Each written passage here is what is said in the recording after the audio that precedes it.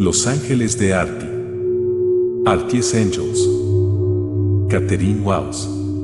Audiocuento editado por Juan Pablo Flores Montaño. Para Cuentos Extraños. Weird Tales.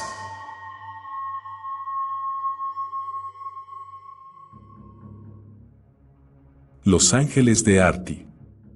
Artie's Angels. Cuando uno se propone contar una mentira, supongo que es contraproducente escribir la verdad en la forma que lo voy a hacer. Pero cualquier población que sobreviva en la Tierra probablemente no lea esto y mucho menos lo crea. La mayoría de ellos ni siquiera saben leer, al menos no inglés de libro, y la cosa parece que va a ir aún peor, lejos de mejorar. Mucho, mucho peor. Mi nombre de nacimiento es Faye, pero no lo he usado desde que tenía 10 años. Ese es el año que nos mudamos bajo el escudo de radiación a un edificio ruinoso en Kansas, Havadad. Mi madre lloró porque mi hermano pequeño acababa de morir cuando llegamos allí, y no paraba de lamentarse porque creía que si hubiera entrado antes podría haber sobrevivido. Pero se necesitaba dinero o tener ciertas habilidades para entrar en el escudo de radiación, y mis padres no tenían ninguna de las dos cosas. Así que nos freímos la piel y los ojos bajo la luz del sol no filtrada en la tierra hasta que suficiente gente rica se mudó a lugares fuera del mundo y hubo sitio para nosotros bajo el escudo. Artie llamó a mi ventana la primera noche. Había trepado por el caño de desagüe desde su apartamento justo debajo. La lluvia artificial ya no funcionaba en nuestro sector, por supuesto, porque la infraestructura iba derecha al infierno, pero el caño de desagüe todavía estaba ahí. Artie de Angelo era un chaval flacucho de mi edad, que parecía un tanto bobalicón, pero ágil como un mono. Al verlo colgando del desagüe sentí sorpresa más que miedo. «Hola», dijo a través del cristal con una gran sonrisa. Tenía el pelo oscuro y rizado, ojos profundamente marrones y grandes orejas. Me puse en pie en la cama, que estaba bajo la ventana, y me quedé mirándole. «¿Vas a abrir?», preguntó. «¿O vas a dejarme colgado del desagüe toda la noche?». Tras echar un vistazo por encima del hombro para asegurarme de que la puerta estaba cerrada, levanté el cristal y Artie entró. «Soy Artie», se presentó. «Vivo en el piso de abajo». «Faye», contesté. «¿No puedes usar la puerta?». «Llamé antes», dijo, pero nadie respondió. Yo sabía el motivo. «Mi padre tiene miedo de abrir la puerta», le dije a Artie. «En este vecindario es lo mejor. Pero vi que os mudabais aquí y pensé que debíais de ser de fuera, y que probablemente necesitaríais a alguien que os enseñara el barrio». Durante los siguientes meses Artie hizo exactamente eso. Había nacido en Canab, conocía a la perfección su superficie y su subsuelo. Si no hubiera sido por su protección, probablemente yo habría muerto ese primer año. Para cuando permitieron que Escoria como mi familia entrara, en la mitad de los sectores reinaba en mayor o menor medida la anarquía, y un niño de 10 años podía acabar fácilmente muerto si no sabía hacia dónde correr o dónde esconderse. Artie me enseñó eso y más cosas. En esos primeros tiempos él fue mi salvación, y en estos últimos tiempos yo seré la suya. Fue mientras estábamos escondiéndonos de las patrullas ciudadanas en el sector B4 cuando él mencionó por primera vez el nombre que yo adoptaría para mí. Por entonces las hermanas de la alfabetización todavía mantenían abiertas escuelas en el B4, que era lo más cercano al sector B9, donde vivíamos Artie y yo. La escuela no me divertía, pero mamá quería que fuera, y Artie insistía en que cruzar hasta el B4 era como mínimo tan seguro como vivir en el B9. La mayor parte del tiempo eso era cierto, pero no cuando las patrullas ciudadanas hacían sus rondas. Sabíamos que ese día iba a haber problemas, porque el pupitre de Melissa estaba vacío cuando pasaron lista, y se rumoreaba durante el recreo que la habían encontrado en un cubo de la basura y que le faltaban algunos miembros. Así que las patrullas ciudadanas salieron esa tarde, buscando a alguien a quien culpar. Los del sector B9 eran su blanco favorito. Artie y yo corrimos entre sombras y luces, por encima y por debajo de la superficie, intentando alejarnos de su ruta. Les observamos desde debajo de un carro de mantenimiento abandonado mientras interpelaban a 3 adolescentes que jugaban con aros en la calle. Debieron de identificar a los chicos como habitantes del sector B4, porque la patrulla comenzó a alejarse de ellos, pero entonces uno de los chicos dijo algo sucio y cruel. Y un agente de la patrulla simplemente le disparó. Con una ballesta, claro está, porque no se permitía ningún arma de pulso electromagnético o de proyectiles en los hábitats. Había demasiado peligro de dañar el escudo. Cuando los otros 2 chicos hicieron ademán de sacar sus cuchillos, los de la patrulla les dispararon también. He visto morir a gente antes, las cosas eran incluso peores fuera que dentro del escudo. Pero esta era la primera vez que lo sabía, que si me movía lo más mínimo, yo sería la siguiente. Uno de la patrulla se acercó y pateó a los chicos para cerciorarse de que estaban muertos. Otro rajó los pantalones del chico bocazas y le rebanó sus partes íntimas. Eso por Melissa, escuché que decía, al tiempo que lanzaba la carne sanguinolenta al otro lado de la calle. Aterrizó justo en el extremo del carro donde yo estaba escondida. La visión de aquello, allí, tan cerca de mi cara, me hizo dar una arcada de terror. Me metí el puño en la boca para evitar gritar, y Artie me abrazó, ocultando mi rostro contra su escuálido pecho y apretándome contra él. SSHH, susurró en mi oreja, sabiendo lo aterrada que estaba y lo terrible que sería que la patrulla ciudadana nos oyera. No pueden hacerte daño. No pueden hacerte daño, Faye, porque eres mágica. Me sorprendió tanto que dejé de llorar, preguntándome de qué diablos hablaba. No podía ver a la patrulla ciudadana por la forma en que me apretaba contra él, pero después de 1 minuto o 2 me dejó libre, por lo que supe que ya se habían ido. ¿Qué has dicho? ¿Mágica? Inquirí apenas con un susurro, sin saber a ciencia cierta a qué distancia se encontraban. Se han ido, ¿verdad? Me susurró. Mágica. Tienes el nombre mágico. Le dije que estaba diciendo tonterías. Quizás, reconoció, observando cautamente la calle para asegurarse de que estaba totalmente despejada. Pero tu nombre, Faye, es como Morgana Leafy, ¿verdad? Comenzó a salir a rastras de debajo del carro. ¿Quién? Pregunté arrastrándome tras él. La hermana del rey Arturo, dijo. Ella era mágica. Llevó a Arturo a la isla de Avalón, donde no podía morir. Más tarde, esa misma noche, Artie escaló por el desagüe hasta mi cuarto y nos sentamos allí durante horas en la oscuridad mientras él me contaba historias sobre el rey Arturo y sus caballeros, hombres que defendían a los desamparados en lugar de convertirlos en víctimas, hombres que luchaban contra los villanos de su época y vencían indefectiblemente.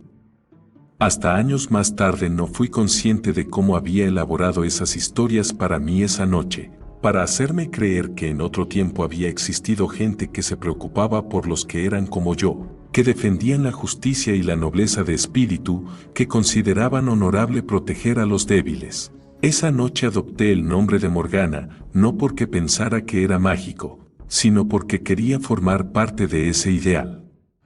Necesitaba la esperanza que el rey Arturo representaba, y lo vi reflejado en mi Arturo. Artie. Imaginarme que era su hermana me agradaba de una forma silenciosa y profunda que no podía explicar. Y no es que fuera la única que se sentía tan poderosamente atraída hacia Artie. Empezaba a tener un grupo de seguidores cuando yo lo conocí, niños con los que había crecido, y otros, como yo misma, de quien se había hecho amigo por el camino. Cuantos más fuéramos, más seguros estábamos, mientras no hubiera ballestas de por medio. El grupo ofrecía la protección de una docena de cuchillos que no podían ser arrebatados todos al mismo tiempo. Y entonces descubrimos otra forma de protección, o, más bien, Artie la descubrió, y le cambió. Nos cambió a todos. Éramos ladrones por aquel entonces. Detesto reconocerlo, pero eso es lo que éramos. Artie era un ladrón. Yo era una ladrona. Pero seguíamos cierta ética en nuestra conducta, porque nunca robábamos a personas más pobres y más débiles que nosotros. Esos fueron los rudimentarios comienzos del código. Pero cogíamos cosas que no nos pertenecían y no le dedicábamos más reflexión que la que dedican las cabras al cultivo de la hierba. Así es como nos topamos con las primeras bicicletas. José lo empezó todo. Un convoy de abastecimiento había llegado del exterior, cargado de mercancía para la plataforma de lanzamiento. Así es como llamábamos a los sectores donde vivían los ingenieros y administradores y otros de la élite, aquellos que sin duda tendrían un pasaje en el siguiente carguero que sacara a gente de este planeta moribundo. Mientras el último conductor paró para flirtear con la guardia de la entrada, José abrió con una palanca la cerradura del camión y se deslizó dentro. Trabajaba para otros chicos mayores, por supuesto, pero para cuando pararon el convoy en un control de carretera en el G5, José ya había marcado el cargamento, de forma que sabían qué cajas robar. Una de ellas contenía 6 bicicletas. La bicicleta era su ganancia. Nunca había nadie más orgulloso que José cuando apareció con esa bicicleta. La llevaba sobre el hombro porque no sabía cómo montarla y de todas formas se había salido la cadena. Artie la miró y la miró aún más, y yo podía ver cómo las ideas giraban en su cabeza como un ciclón. Tenía 13 años por aquel entonces y aunque todavía era delgaducho, ya había crecido lo suficiente para disimular la desproporción de sus orejas y dientes, de forma que las chicas empezaban a lanzarle miraditas, pero, cuando una idea lo poseía, todavía parecía un chico bobalicón, con la boca colgando abierta y los ojos vidriosos. «Tú sabes montar, ¿verdad?», preguntó José, porque, como la mayoría de chavales más pequeños, creía implícitamente que Artie sabía todo lo que valía la pena saber y que poseía todas las habilidades que valía la pena adquirir. Artie incluso había logrado abrirse camino hasta la Academia Spark, lo cual dejó asombrado a todo el mundo. Los niños del B9 no entraban en la Academia Spark. La mayoría de ellos ni siquiera se preocupaban de ir al colegio. Artie no contestó a la pregunta de José. Yo no estaba segura de que la hubiera oído. «Yo sé montar», le dije en voz baja, dándole un codazo. «Aprendí en el exterior. Hay bicis tiradas por ahí que uno puede coger sin pagar nada. Mi viejo me arregló una para mí». Finalmente los ojos de Artie se apartaron de la bicicleta y se clavaron en mí, todavía dando vueltas absorbidos en sus rápidos pensamientos. «¿Tu padre sabe arreglar bicicletas? ¿Sabe de máquinas y todo eso?», dije encogiéndome de hombros. «Por eso pudimos entrar al final en el escudo. Aprendió el oficio de soldador». Al oírme, Artie frunció el ceño y regresó al presente. «No hables como una barriobajera, Morgana», me reprendió. «Tienes que practicar inglés de libros si vas a entrar en la academia conmigo». Ese era su sueño para mí, que yo aprobase los exámenes de ingreso para ir también a la Academia Spark. Yo me esforcé, porque él decía que debía hacerlo, pero nunca tuve muchas esperanzas de lograrlo. «Sí, Artie, sabe algo sobre bicicletas», dije articulando las sílabas exageradamente. «No estoy segura de cuánto». «Lo suficiente». Cuando mi padre salió de su turno, dejó la bicicleta reparada en menos de 15 minutos. Luego Artie, con la bicicleta y conmigo, buscó una zona desierta en el túnel donde poder aprender a montar a 2 ruedas sin espectadores. Yo era la única persona que permitía que fuera testigo de la vergüenza de sus primeros fracasos. Una semana más tarde, cuando devolvió la bicicleta a José, llegó montado en la bici por la calle hasta donde los otros esperaban, frenó suavemente y desmontó con consumada práctica. «Necesitamos más de estas», anunció Artie. «Todos debemos tener una montura. Podemos dejar atrás a cualquiera montados en estas cosas. Podemos recoger las raciones de nuestras familias sin miedo a ser atracados de regreso a casa, porque nadie podrá pillarnos. Podemos acudir en ayuda de un amigo que esté en problemas, y podemos alejarnos del peligro cuando venga a por nosotros». Las bicicletas son la respuesta, y como era Artie, todos le creímos. Durante el siguiente año las bicicletas brotaron como setas de aleación de aluminio en las calles del sector B9. Perdimos a un niño en el proceso.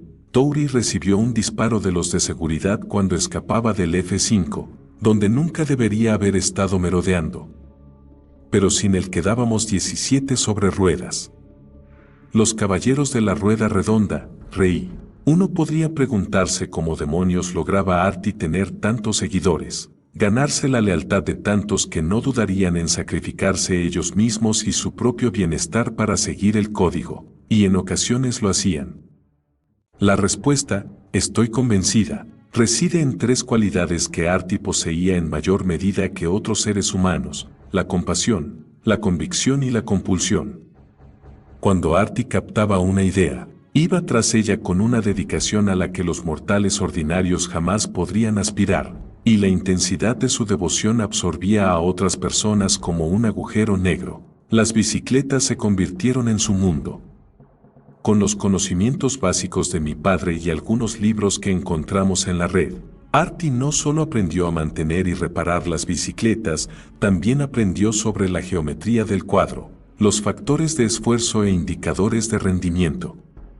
Yo también aprendí algo, porque no se podía estar con Artie y no aprender, pero principalmente me dediqué al mantenimiento y las reparaciones. Sin embargo, a él no le bastaba que todos aprendiéramos a montar y cuidar de nuestras bicis, debíamos entrenar. Nos despertaba antes de que amaneciera cada día, haciéndonos correr por las calles vacías del B9 y del B7. Nuestras piernas se llenaron de músculos mientras competíamos unos con otros por ser los mejores en velocidad y resistencia. Pronto nos adentramos en otros sectores distintos a los nuestros, hasta que nuestra presencia llegó a ser habitual en los sectores BS y GS. A nivel de suelo, e incluso en algunas partes de los sectores A. 17 ciclistas volando en grupo a más de 30 km por hora es una visión impresionante, lo cual era a un mismo tiempo bueno y malo. Una pandilla de matones en el A12 llamados los Grandes Perros intentaba tendernos trampas cada vez que cruzábamos su sector, y lo cruzábamos con frecuencia escoltando a Artie hacia y desde la Academia Spark. Pero siempre éramos demasiado rápidos o demasiado astutos, demasiado móviles para ellos. Había 2 razones por las que Artie seguía aceptando el reto de acudir a la Academia Spark. De acuerdo, 3. La tercera era que no podía soportar que nadie le dijera que no podía hacer algo. Pero la primera era que le gustaba aprender. Cargaba sus baterías. Estudiaba ingeniería mecánica, y los profesores en Spark de hecho lo animaron a tomar ese camino. Supongo que pensaron que podía ayudar a evitar que la infraestructura del hábitat se derrumbara a nuestro alrededor. Pero la segunda razón por la que seguía yendo a la academia era Yvonne. Es cierto que Artie tenía novias en el vecindario, y sabía desde que fue lo suficientemente mayor por qué un hombre querría insertar la clavija en la ranura B. No es que me contara exactamente la primera vez que tuvo sexo, debía pensar que, siendo una chica, no me gustaría escucharle hablar sobre sus conquistas, pero sabía que había pasado, porque me di cuenta de que una chica intentaba tomar posesión de él. Pocas posibilidades tenía. Artie, en cuestión de chicas, siempre elegía champán, y uno no encuentra champán en el B9. Yvonne era champán. Nunca la conocí, pero lo sabía porque Artie me contó todo sobre ella. Él había entregado su corazón, y no era la clase de cosas que uno podía ir contando a otros chicos, así que me lo contó a mí. La mayoría de lo que aprendía en la Academia Spark, me confesó, podría aprenderlo de libros y vídeos que estaban disponibles a distancia con un sistema remoto, incluso con el arcaico equipamiento del B9. Y, además, podía ganarse el pan con el servicio de mensajería que había montado, así que realmente no necesitaba entrar en un programa universitario. Pero una chica como Yvonne nunca se casaría con un mensajero ni viviría en el B9. Así que debía conseguir un título y una mejor ubicación para poder compartir su vida con Yvonne, que conste que yo creo que él habría ido a la academia de todas formas. No es que no le gustara la mensajería, le gustaba usar sus habilidades ciclistas, evitando obstáculos, flirteando con el peligro solo para escapar. Le gustaba organizarnos al resto como mensajeros, y le gustaba entregar paquetes de la forma más rápida y segura a personas que tenían miedo de andar por las calles. Al igual que cuando protegía a niños más pequeños y ayudaba a recién llegados a adaptarse al hábitat, era su forma de tocar las vidas de la gente y hacerlas mejores. La necesidad de hacer eso estaba profundamente arraigada en él y en ello basó el código que estableció. Sin embargo, por Yvonne necesitaba ser más que un mensajero. Los demás de la pandilla sabían que Artie tenía una novia en la academia, pero creían que no era distinta a las chicas con las que tonteaba en el B9. No obstante, resultaba más excitante montárselo con una princesa del C5, así que el resto de chicos admiraban a Artie por ello. Y por eso, cuando Yvonne dejó plantado a Artie, este escaló por el desagüe hasta mi cuarto y lloró entre mis brazos. Nunca fuimos amantes, Artie y yo. Él nunca me quiso de esa forma, y yo tenía claro que sería un error intentar seducirlo. Habría sido de risa, yo soy una mujer hogareña, y además era una niña fea. Mi madre decía que se debía a la radiación que sufrí en el exterior. Culpaba a la radiación de todo, pero no tuve que buscar mucho para encontrar la larga mandíbula y los ojos juntos que había heredado, o el lacio y grisáceo cabello y los dientes torcidos. Mi cuerpo también carece de belleza, tengo una complexión huesuda y pechos pequeños. Hay chicos a los que no les importa cómo es la ranura B, siempre que quepa la clavija A, pero Artie nunca fue uno de ellos. Así pues, lo abracé la noche que Yvonne rechazó su amor, sabiendo que eso era lo más cerca que iba a poder estar de él. Al día siguiente se marchó y construyó su primera bicicleta. Antes de que se graduara en la Academia Spark, los consejeros del centro intentaron redirigirlo hacia capacitación profesional, por el gran don que tenía con las tareas manuales, tallar, moldear, soldar.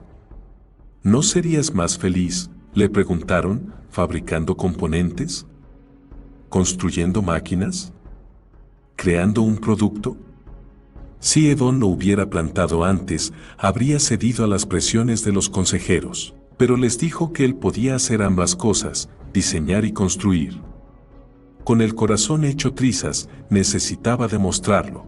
No fue una obra de arte esa primera bicicleta, unos cuantos tubos de aleación soldados. Pero se podía usar perfectamente y era un comienzo. Derron y yo nos hicimos cargo del negocio de mensajería. Ya gestionábamos nosotros el mantenimiento rutinario y la reparación de nuestras bicicletas, para que Artie tuviera tiempo para la fabricación. Sus maestros en el programa de ingeniería de la universidad se burlaban de él, me contó, por perder el tiempo construyendo juguetes, nuevos robots para desatascar agua estancada y alcantarillas, o geometrías innovadoras para levantar los túneles hundidos de Kanab. Esos proyectos valían la pena para un ingeniero mecánico, decían. No el transporte rápido por las sucias calles de los sectores sin ley, pero él hacía todo lo que le pedían durante el día, y cuando la oscuridad cubría Kanab, cerraba la puerta de entrada del abandonado almacén que nos servía de cuartel general, revisaba sus dibujos y construía. Artie se responsabilizó de que todos los niños del B9 que siguieran el código tuvieran una máquina eficiente, y a punto que pudiera alejarlos del peligro.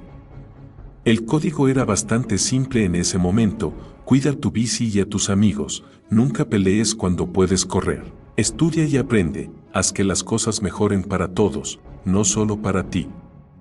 Esos mismos principios eran un requisito para todos los de la pandilla. Por entonces ya habíamos dejado de robar y nos habíamos convertido en un negocio legítimo, reconocido por la administración. Repartíamos paquetes y llevábamos a cabo misiones de reconocimiento para los convoys de sillas de ruedas, eléctricas y grupos de peatones a través de Kanab. Llevábamos insignias que nos identificaban como parte del equipo de Artie, Los Ángeles de Artie. Nos autodenominábamos, con autorización para cruzar sectores y pasar con las bicicletas por los túneles y edificios públicos. La administración nos proporcionó cascos, guantes y armadura corporal ligera como parte de nuestro racionamiento y fabricaron tacos para que Artie los ajustara al calzado flexible con espinillera de metal y así poder bloquear nuestras zapatillas en los pedales. Cuando montábamos en pandilla, todos con idéntica armadura y calzado, la gente se apartaba con la boca abierta. Originalmente aceptábamos el pago de nuestros servicios en comestibles, herramientas y ropa, pero a medida que nuestra base de clientes fue expandiéndose a otros sectores, cobramos cada vez con mayor frecuencia en excees o créditos de cambio, inyectados a través del presupuesto del hábitat y canjeables por raciones, entretenimiento o casi cualquier otra cosa que deseáramos. Yo cogía una sola ración para mí y entregaba el resto de lo que ganaba a Artie, para que comprara el material de las bicis que daban una oportunidad a los chavales del B9, una oportunidad para aprender, una oportunidad para crecer, una oportunidad para creer en la bondad y el valor de otras personas. Pero es difícil proporcionar esperanzas a un planeta moribundo. Mientras Artie intentaba mejorar las cosas en el B9, fuera de Kanab la vida fue haciéndose cada vez más fútil. Las plantas y los animales morían bajo la luz solar sin filtrar, la gente se moría de hambre, los bebés nacían con mutaciones tan terribles que sus propios padres los sacrificaban. Reinaba la brutalidad, porque la vida era corta y fea, y la gente no dudaba en disfrutar con cualquier placer que pudiera experimentar, y que con demasiada frecuencia se limitaba a la descarga de adrenalina obtenida al imponer la voluntad propia sobre otra persona u otras cosas. No sé cuánto tiempo llevaban los segadores causando problemas allá afuera, pero el día que rompieron el cerco de seguridad de Kanab es un día que nunca olvidaré. Conducían viejas motocicletas con motores de combustión que funcionaban con cualquier alcohol que pudieran fabricar. Su filosofía era nihilista, la tierra y sus habitantes estaban condenados, así que, ¿por qué no ayudarles en su camino hacia la destrucción? Si ellos mismos morían o no en el proceso parecía no importar lo más mínimo a los segadores. De los 20 más o menos que atacaron el cerco ese día, solo 2 hicieron algún esfuerzo por escapar a la muerte segura que encontraron en manos de los defensores de Kanab. Pero antes de morir, 18 agentes de seguridad y más de 100 civiles fueron abatidos por las armas de proyectiles de los segadores, por no mencionar la gente a la que simplemente atropellaron. Cientos más se quemaron hasta morir en los incendios que habían provocado. La infraestructura de la cerca de entrada, incluyendo el escudo de radiación, estaba tan seriamente dañada que la administración clausuró todo el sector y simplemente construyó una nueva verja de entrada un poco más adentro. No hicieron nada para reparar los túneles desplomados o los edificios destruidos por el fuego de los sectores A, 7 y 8. ¿Para qué? El espacio físico no era lo que mantenía a la gente fuera de Kanab, sino la falta de alimentos de nuestros invernaderos. Quedaban montones de viviendas y los segadores habían aterrorizado solo áreas residenciales en su frenesí de destrucción. Artie dejó de asistir a clase durante 2 meses mientras él y otros estudiantes ayudaban a reparar el daño causado al escudo y otras partes críticas de la infraestructura. Un día, mientras trabajábamos en el subsuelo de C-17, Artie como ingeniero de campo y Ron y yo como sus jefes de cuadrilla, la mujer más abrumadoramente hermosa que jamás había visto se acercó a nosotros, alta y esbelta, pómulos altos en un rostro ovalado y una piel oscura e inmaculada. ¿Señor de Angelo?, preguntó, y su voz era como la nata espesa, un fluido suave y denso que se derramaba y empapaba el aire sediento.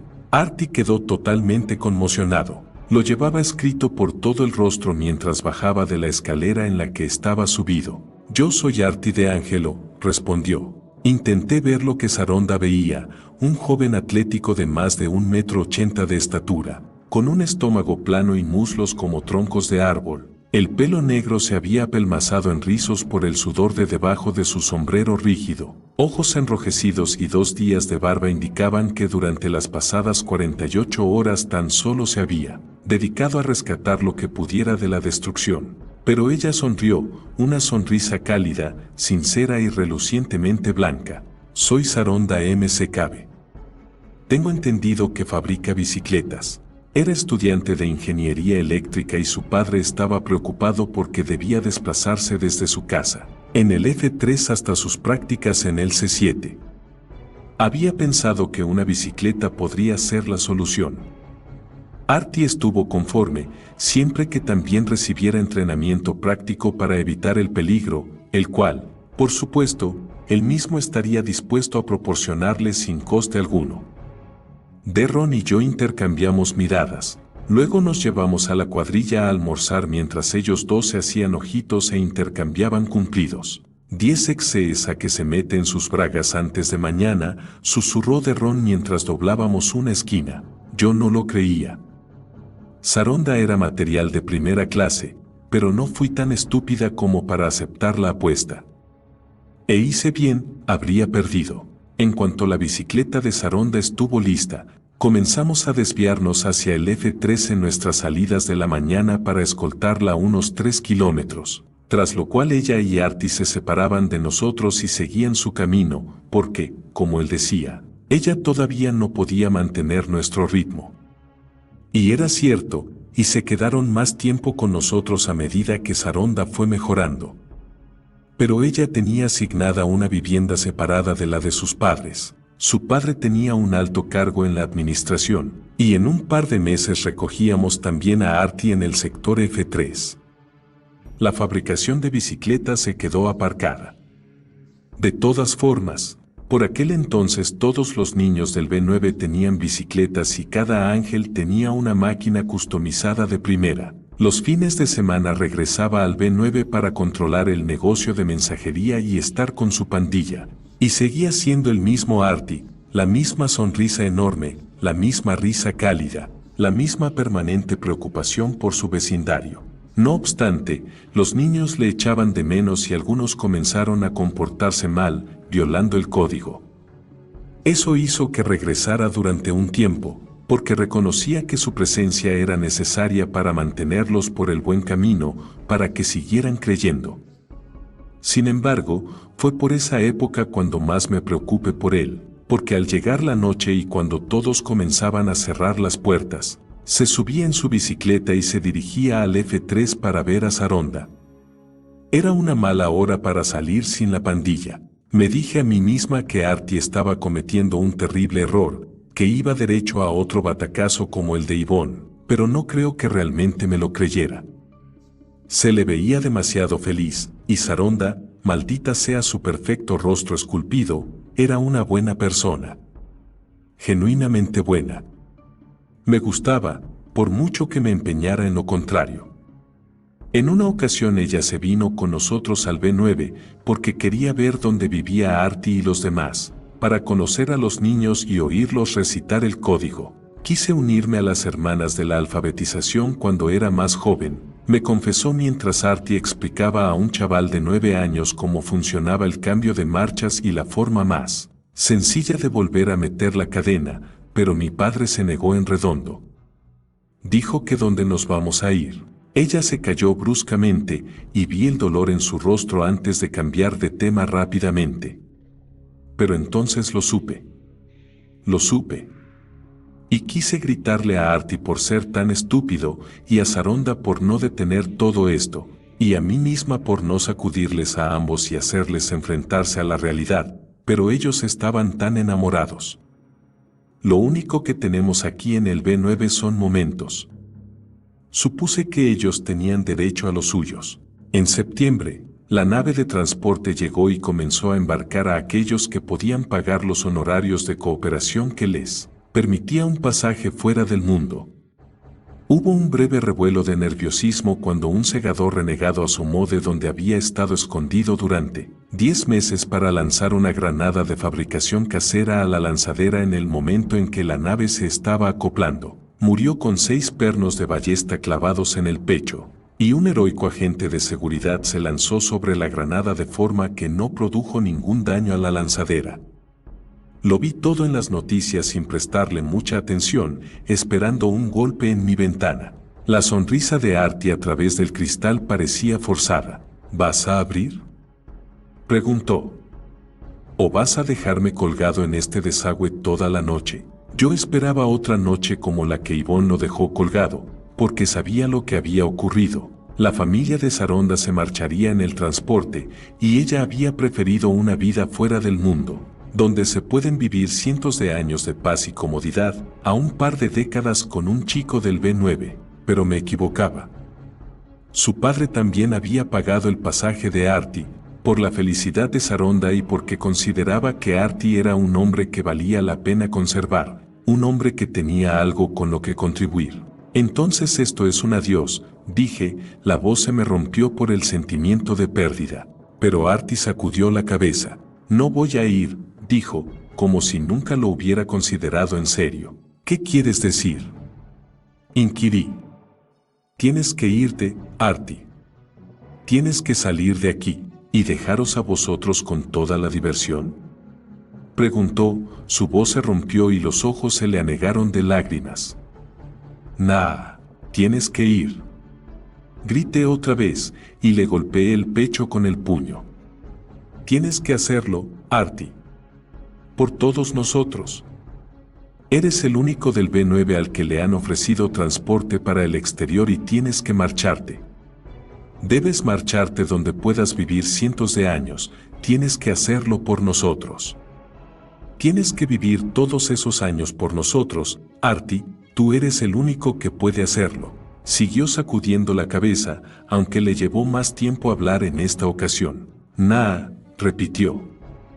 ¿Quién fabricaría las bicis para los chavales? ¿Quién les haría vivir siguiendo el código? Ya viste lo que pasó cuando me fui por tan solo un par de meses, me sonrió, aunque tuvo que limpiarse los ojos con el dorso de la mano. Además, no puedo abandonar a Los Ángeles.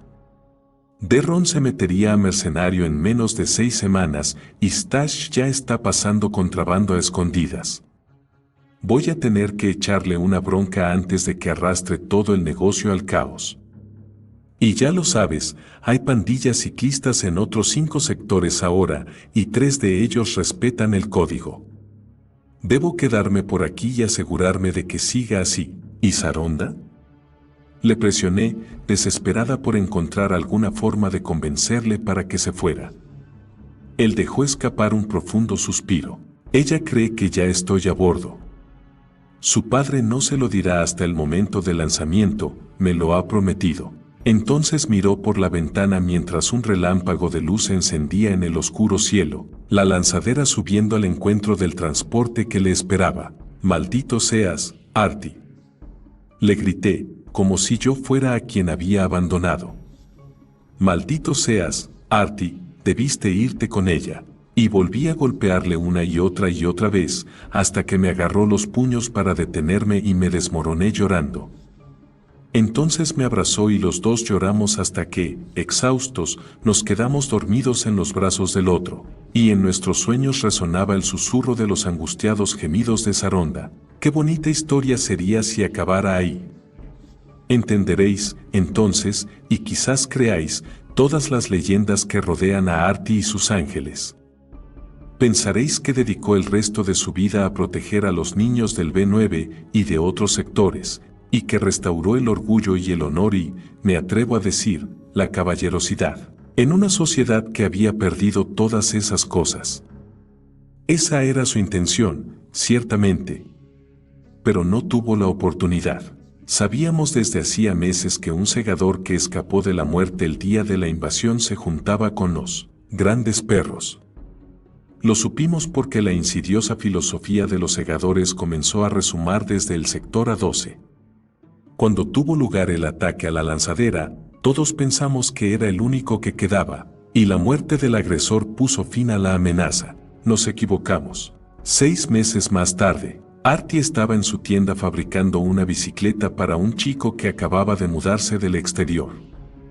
Yo estaba en mi cuarto, al otro lado de la calle, estudiando el tratado de Tanninge sobre mitos del folclore.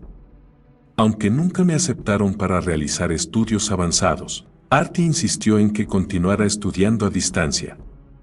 Con su ayuda, preparé el nivel de primer curso universitario en matemáticas y ciencias, y un nivel superior en estudios sociales.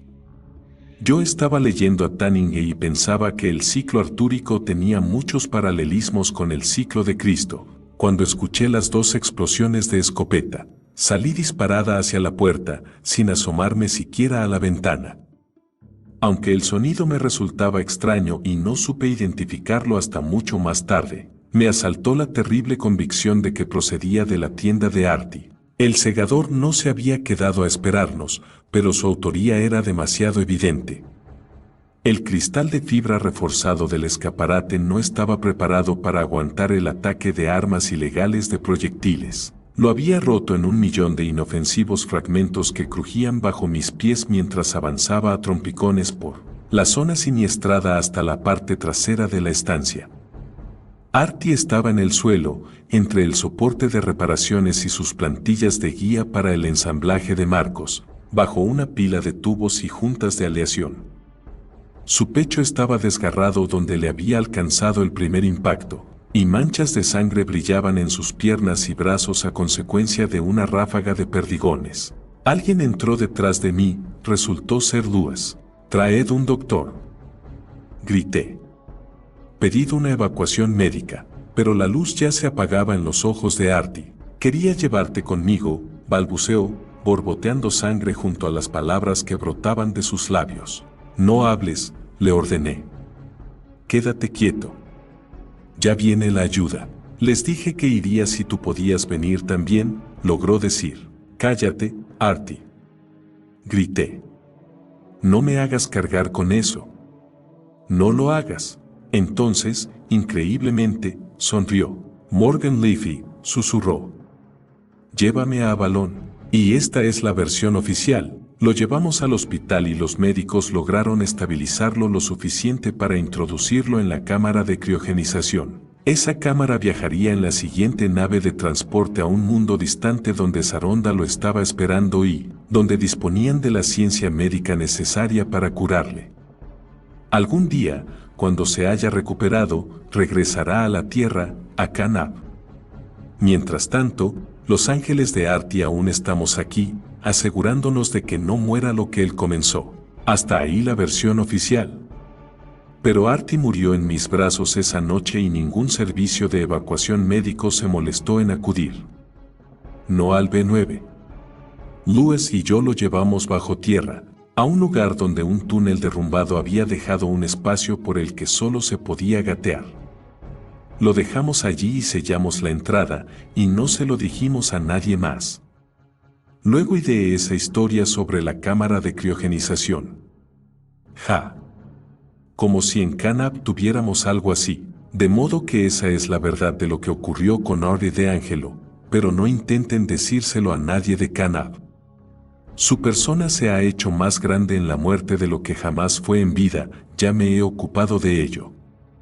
Un acto brutal de nihilismo me arrebató a mi amigo, el líder de mi pandilla, mi guía, pero no permitiré que le arrebate a Kanab la esperanza. Las historias de las hazañas de Artie van ganando en detalles cada vez que son relatadas, y en ellas Artie logra proteger a los desamparados y mejorar las vidas de aquellos que van quedando atrás, de maneras con las que tan solo pudo soñar. Renunció por nosotros a la oportunidad de vivir cientos de años cómodamente y en paz con su amada. Yo le daré, en su tierra, la inmortalidad. Duerme bien en Avalon, mi Arturo. Kanab no te olvidará.